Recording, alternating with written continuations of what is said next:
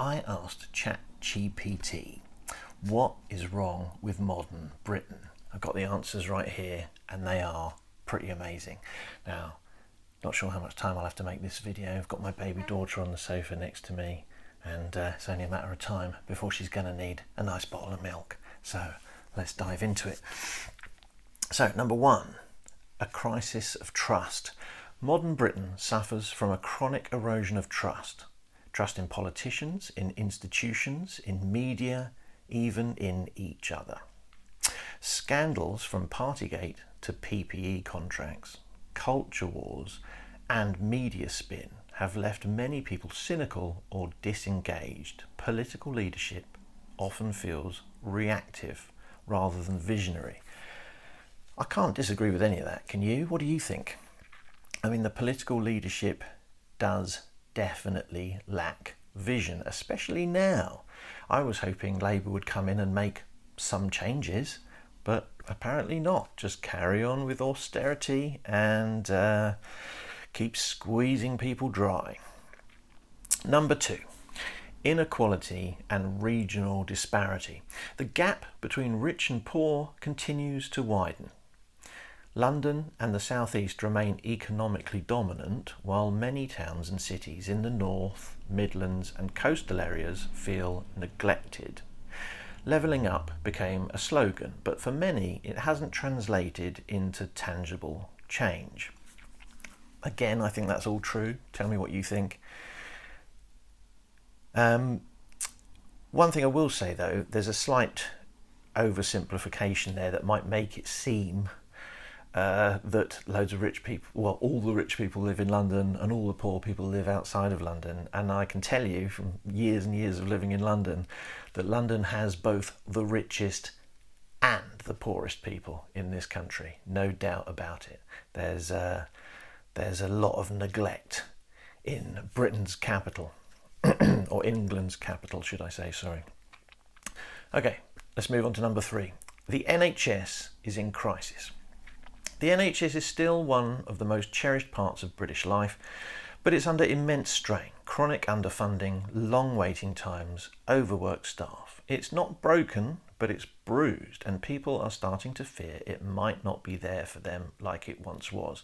Now, I'm really interested to hear what your views are about this based on your experiences, not on what you read in the paper, but your own personal experiences, if you have any. Personally, I mean, we all suffer from that problem of having to call the doctor at 8 a.m. and it's engaged, and by the time you get through, all the appointments have gone. I mean, what a ridiculous system that is. That's just insane, considering we've got, we could do websites, automatic queuing systems, AI. Things could be done in a much better way. But on the other hand, in February, my partner and I had a baby, and what we got in terms of medical care and service from the NHS was incredible. It was at West Middlesex Hospital, which is rated as outstanding. So the rating, I think, has a big effect on what kind of experience you're going to have. But for us, it was just incredible from beginning to end. All right, let's move on to number four. Housing, cost, scarcity, and quality. This is one that affects me. I mean, they all affect all of us, don't they? But this one in particular has been on my mind a lot recently. There's a generation that feels permanently locked out of home ownership. And even renting is precarious and expensive. Oh yeah. A lack of affordable quality housing contributes to instability across many layers of life. Mental health, family life, financial resilience. Yep, my partner and I met 4 years ago. We wanted to get on the property ladder. We saved, we prepped, we had meetings with mortgage advisors, and then just as we were about to do it, Liz Truss tanked the economy. So we signed on a very expensive lease tenancy agreement for 2 years. and now at this point we would be ready to try again to buy, but the economy has now tanked us because my partner has been made redundant. Has that kind of thing happened to you? Have you managed to get on the property ladder? Let me know. Number 5, youth disconnection. Many young people feel alienated, but there's also a tendency for media and politicians to stoke... Oh, hang on. Sorry. My eyes went to the wrong part of the page there. Let me try that again. Many young people feel alienated from the political and economic structures that govern their futures. They're dealing with high costs, student debt, climate anxiety, and limited prospects, often while being painted as entitled or lazy. Sadly, I am no longer a young person, but I can tell you from my perspective as a 50-year-old that things have really changed so much since I've been an adult, last 30 years. It's obvious that the boomer generation have had an extraordinary and singular amount of wealth and luck and financial security. And when I was a kid, I just thought things were going to keep getting better and better and better.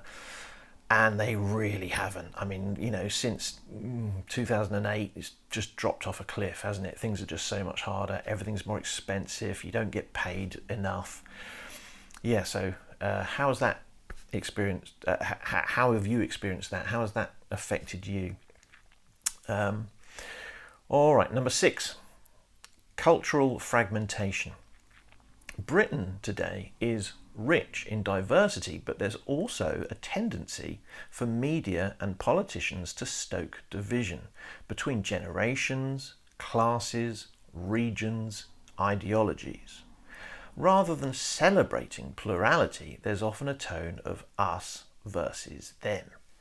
Yes, and I think we know why, don't we?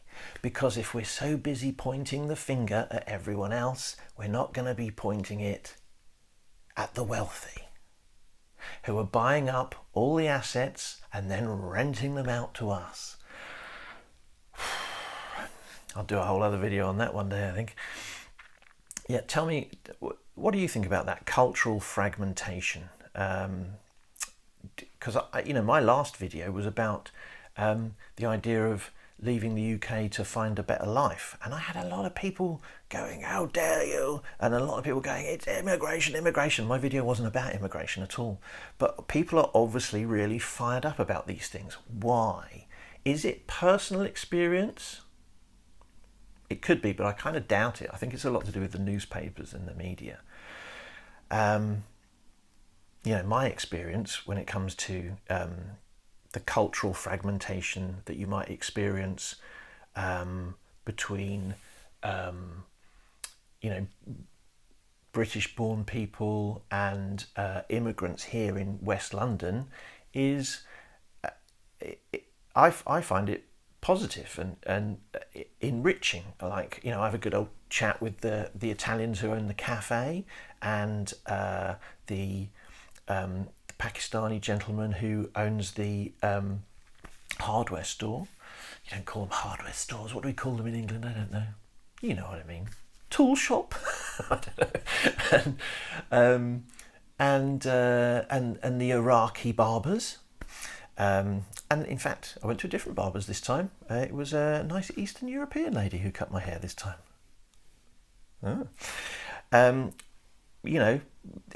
What would life be like if you just went into each of these places and there was just white British people? I can't imagine how that would be better. I can't imagine how it would be more interesting. I don't know. But I've lived in West London for, or parts of London for, 30 years or more. So I'm very much part of multicultural London. So your opinion might be really different, Let me know what your experiences are. As long as they're experiences, not just opinions that come straight out of a newspaper. All right? All right, number 7, Post-Brexit Drift.